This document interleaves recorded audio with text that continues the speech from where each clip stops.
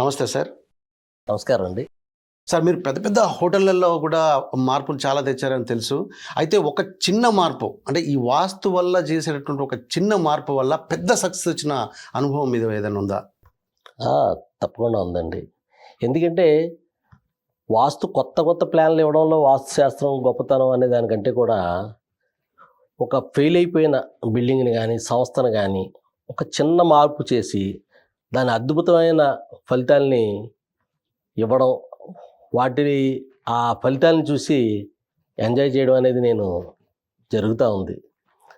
అటువంటి వాటిల్లో ఒడిస్సాలోని భువనేశ్వర్ ఒక కాంట్రాక్టర్ ఒక స్థలాన్ని అద్దెకు తీసుకునే నిమిత్తం నన్ను పిలవడం జరిగింది.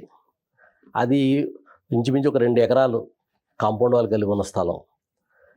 అందులో ఈ కాంట్రాక్టర్ కావాల్సిన విధంగా ఒక ప్లానింగ్ చేస్తూ అది అద్దెకి ఇచ్చేటటువంటి ఓనర్తో మాట్లాడుతుండగా ఆ ఓనర్ చిన్న అగరబత్తి ఫ్యాక్టరీని అందులో రన్ చేస్తూ ఉన్నాడు.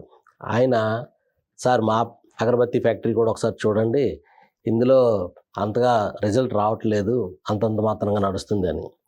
ఆ సమయంలో ఆ అగరబత్తి ఫ్యాక్టరీలో ఇంచుమించుగా ఒక 25 మంది వరకు పనిచేస్తూ ఉన్నారు. అది ఆ స్థలానికి వాయు దిక్కులో ఒక చిన్న షెడ్లో నడుస్తున్న నిర్మాణం. అయితే ఆ రోజు ఆయన నాకు ఫీజు ఇచ్చే పరిస్థితిలో కూడా లేడు.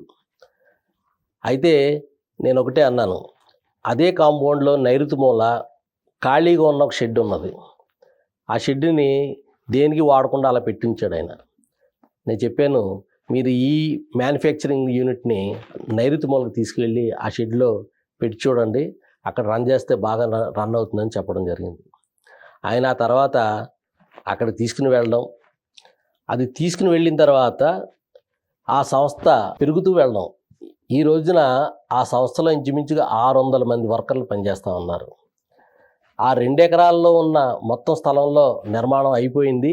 ఇంకా పక్కన అంత స్థలాన్ని తీసుకుని మళ్ళా నిర్మాణం ఆయన చేస్తూ ఉన్నాడు. అంటే ఇదంతా కూడా ఒక చిన్న మార్పు. ఆ చిన్న మార్పు నుంచి ఇంత పెద్ద ఫలితం రావడం జరిగింది. ఆ ఫలితం ఆ ఓనర్కే కాకుండా అందులో 600 మందికి ఉపాధి లభించడం జరిగింది. కాబట్టి వాస్తుశాస్త్రం అంటే ముందు అన్ని బిల్డింగ్లు పగలగొట్టేయడం, డిస్టర్బ్ చేయడం అనేది ముఖ్యమైన విషయం కాదండి.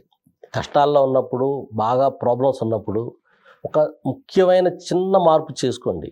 ఆ చిన్న మార్పు ఇంకొక పెద్ద మార్పు చేయడానికి సపోర్ట్ చేస్తుంది. దాని నుంచి మొత్తం మార్పుతో పాటు అద్భుతమైన ఫలితాల వైపు తీసుకువెళ్తుంది. వాస్తుశాస్త్రాన్ని పాటించిన వాళ్ళు ఎవరో కూడా పాడైపోయిన సందర్భం ఏం లేదు. కాకపోతే ఏంటంటే వారి దశను బట్టి కూడా కొంచెం రిజల్ట్ ఇటు అటు అవుతుంటుంది.